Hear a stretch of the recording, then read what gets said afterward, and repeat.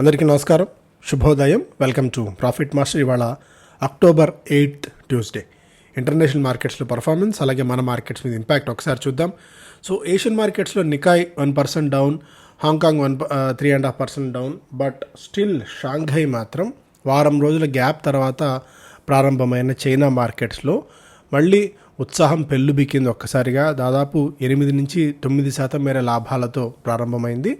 But as of now 7%, index 7% గెయిన్స్తో trade అవుతూ ఉండడం అనేది మనం గమనించాల్సిన అంశం.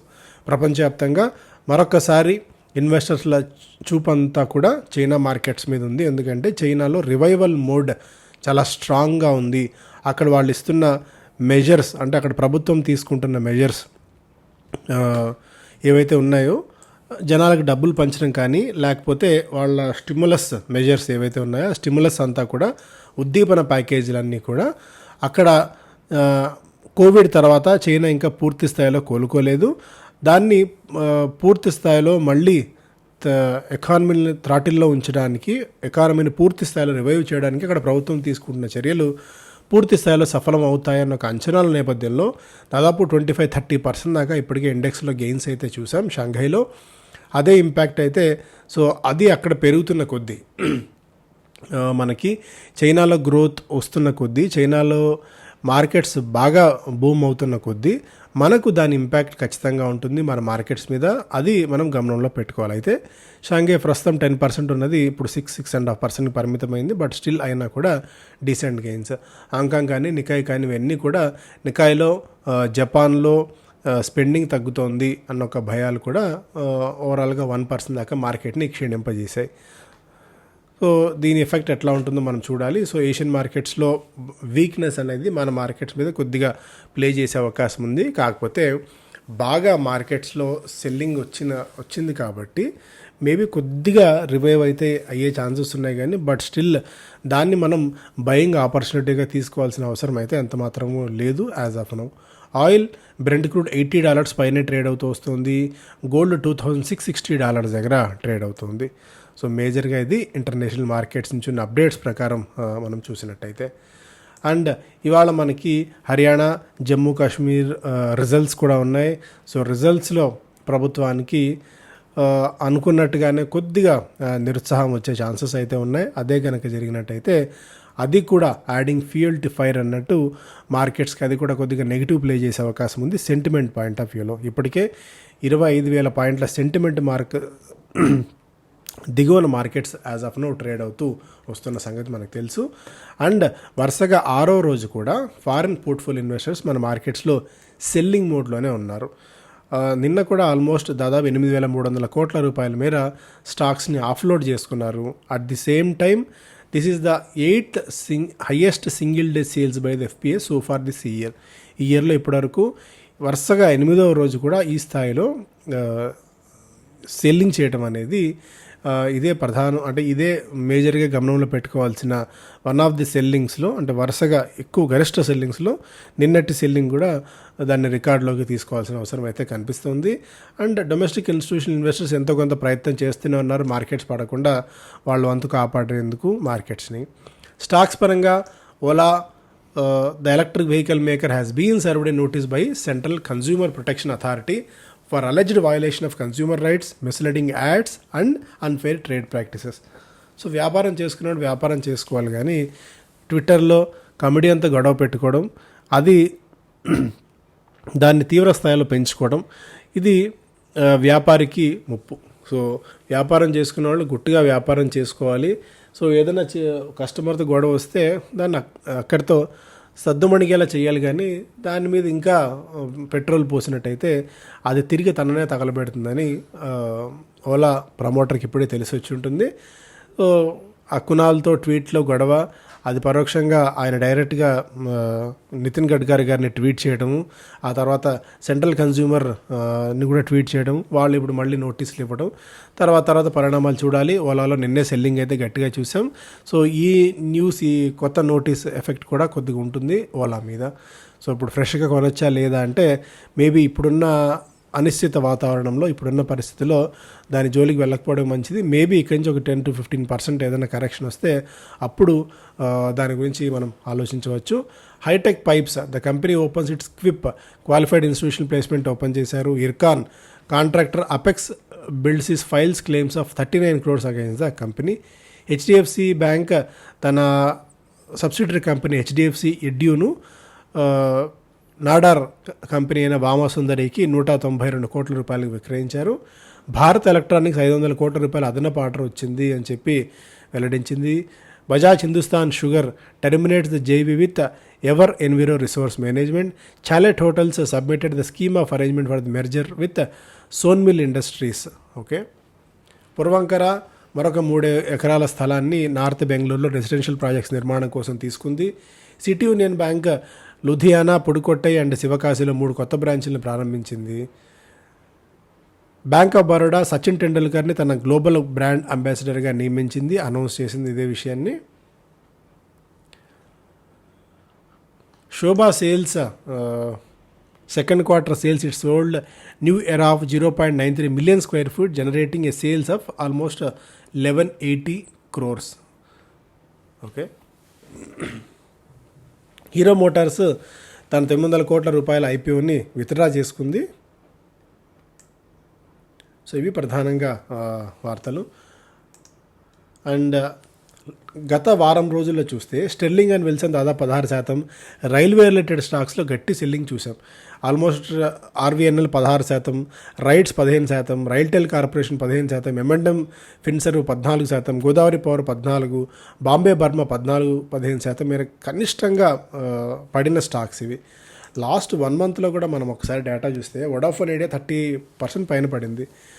టిటాగర్ ఆల్మోస్ట్ 24%, బిఎల్ఎస్ ఇంటర్నేషనల్ 23% మేర, ఈజీ ట్రిప్ 20% పైన, Raymond, granules India, power finance corporation, Honasa ఇవన్నీ కూడా డేటా ప్యాటర్న్స్ ఇవన్నీ కూడా కనిష్టంగా 15-30% మేర పడిన స్టాక్స్. అలాగే లాభపడిన స్టాక్స్ ఒకసారి చూస్తే బిఎస్సి, బికాజ్ ఎన్ఎస్సి ఎఫెక్ట్ కారణంగా లాభపడచ్చు అన్న ఒక అంచనాల నేపథ్యంలో బిఎస్సి దాదాపు 37% మేర పెరిగింది. Nalco 24%, BASF, Lloyd metals, Hitachi, Thermax, Saregama ఇవన్నీ 16-30% మేర పెరిగాయి. గత వారం రోజుల డేటా ఒకసారి చూస్తే BASF 12%, blue dot 6%, PB fintech, home first finance, Finolex, KPIT, doctor Lal path ఇవన్నీ కూడా పెరిగిన స్టాక్స్ జాబితాలో మనకు ఉన్నాయి.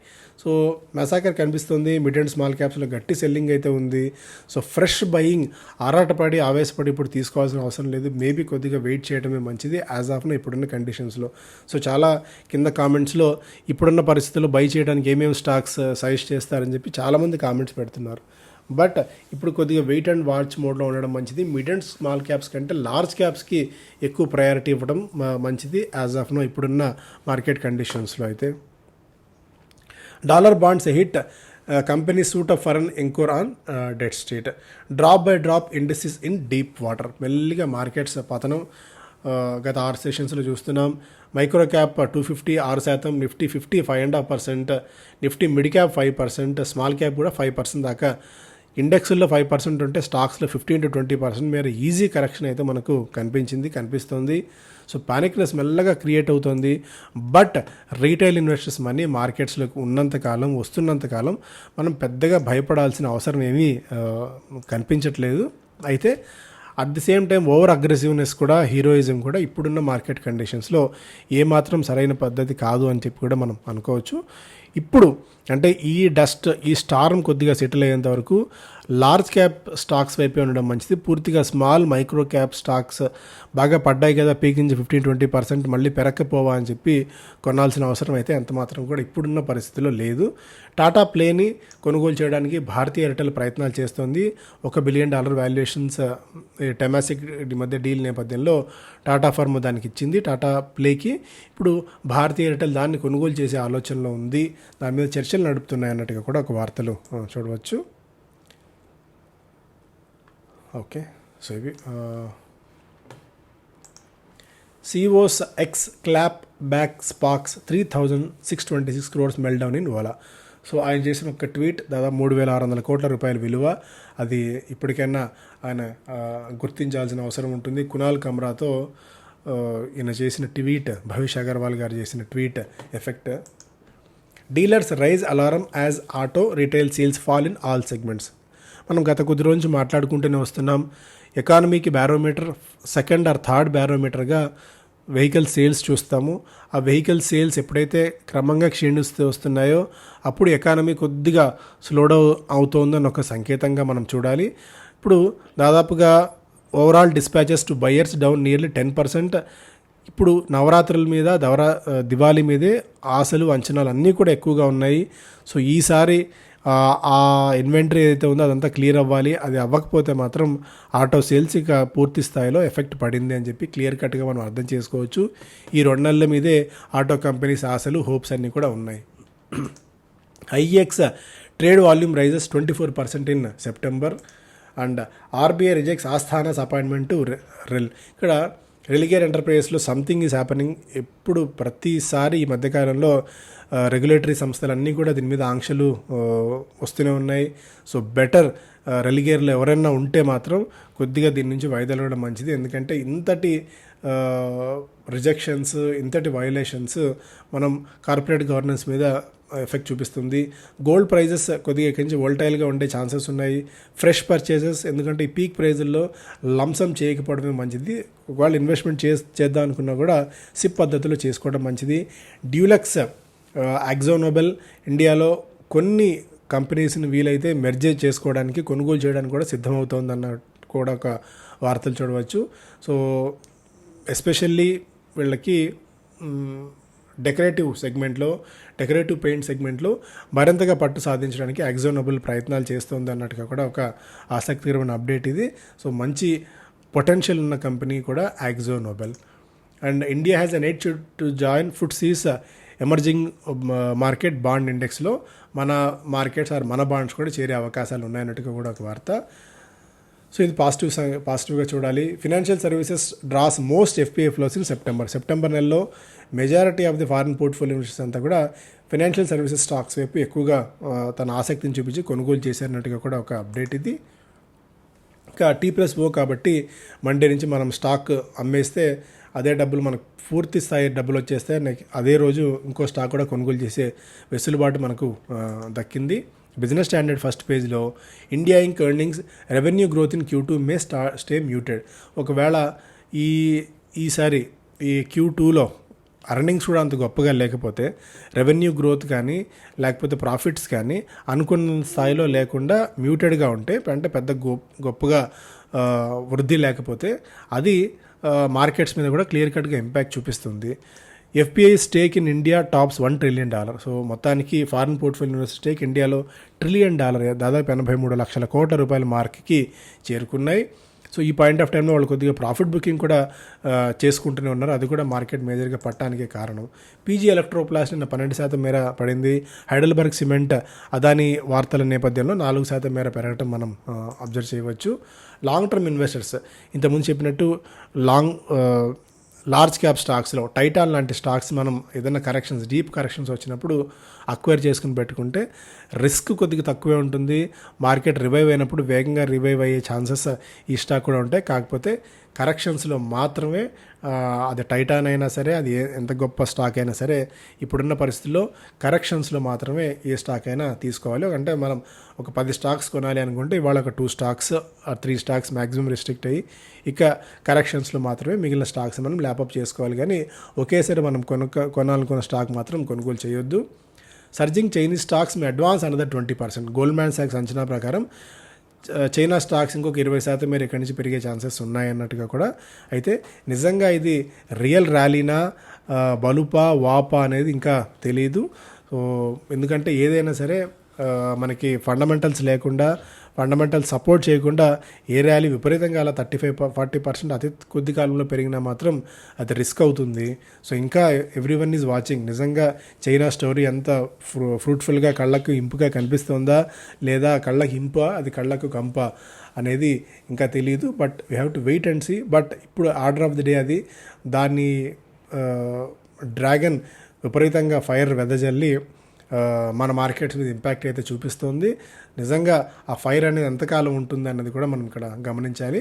సో ఆ ఫైర్ కనుక నిజంగా కరెక్ట్ కాదు అనుకుంటే మళ్ళీ మన మార్కెట్స్ పుంజుకునే అవకాశం ఉంటుంది. ఎందుకంటే ఇది పూర్తిగా ఇంటర్నేషనల్ సినారియో కాబట్టి అది మన చేతుల్లో లేదు, ఎవరి చేతుల్లో లేదు. సో చైనా అక్కడ కొద్దిగా స్లో డౌన్ అవుతే, లేదంటే చైనాలో నిజంగా ర్యాలీ సస్టైన్ కాదు అని అనుకున్నప్పుడు మాత్రమే మనలాంటి మార్కెట్స్కి మళ్ళీ నిధులు వచ్చే అవకాశం అయితే ఉంటుంది. ఇంతకుముందు చెప్పుకున్నట్టు మ్యూచువల్ ఫండ్స్లో గత 5 ఏళ్లలో ఎప్పుడూ లేని విధంగా ఫాస్టెస్ట్ గ్రోత్ మనం క్వార్టర్లీలో చూసాము. రీటైల్ ఇన్వెస్టర్స్ పార్టిసిపేషన్ విపరీతంగా మార్కెట్స్లో పెరుగుతుంది, హంగర్ కూడా పెరుగుతుంది. అదే ఒకటే భయం. సో ఇవాళ ₹1,00,000 పెడితే నెక్స్ట్ నెలకి ఎంత అవుతుంది, నెక్స్ట్ నెలకి ఎంత అవుతుంది అన్న ఆలోచనలో ఉన్నాం. కానీ సో మనకి ఇయర్లీ 20% చాలు, 25% మ్యాక్సిమం చాలు అనుకునే పరిస్థితులు ఇప్పుడు ఎంత మాత్రం కూడా చాలామంది లేరు. మల్టీ బ్యాగర్స్ అవుతాయా, 100% వస్తుందా, 200% వస్తుందా అన్న లాభాలు ఆలోచించినప్పుడు మాత్రమే అప్పుడు పానిక్నెస్ క్రియేట్ అవుతుంది మార్కెట్స్లో. చాలామంది పెద్ద పెద్ద గ్లోబల్ ఏజెన్సీస్ కూడా అదే విషయాన్ని చెప్తున్నాయి. మోరపన్ ల్యాబ్స్ తన మెడికల్ డివైజెస్ బిజినెస్ని హైవ్ ఆఫ్ చేసి సపరేట్గా లిస్ట్ చేయాలని చెప్పి చూస్తుంది. దీనికి 1 ఏడాది నుంచి 2 ఏళ్ల కాలం ఉంటుంది. ఎందుకంటే మెడికల్ డివైజెస్ బిజినెస్ ₹500 కోట్ల దాకా చేరుకోవచ్చు టర్న్ ఓవర్ అని చెప్పి అంచనా ఉంది. అయితే స్టాక్ లోయర్ లెవెల్ నుంచి బాగా పెరిగింది కాబట్టి విపరీతంగా ఇక్కడ కొద్దిగా ప్రాఫిట్ బుకింగ్ వస్తుంది. PV sales slide 19% in September. ఇంతకుముందు మాట్లాడుకున్నట్టు ఇన్వెంటరీ విపరీతంగా ఉంది. ప్యాసింజర్ వెహికల్ సేల్స్ దాదాపు 19% మేర క్షీణించింది. సీజీ పవర్ నిన్న 6% మేర పెరగటం కూడా మనం గమనించవచ్చు. సో ఇవి ప్రధానమైన వార్తలు. Thank you so much.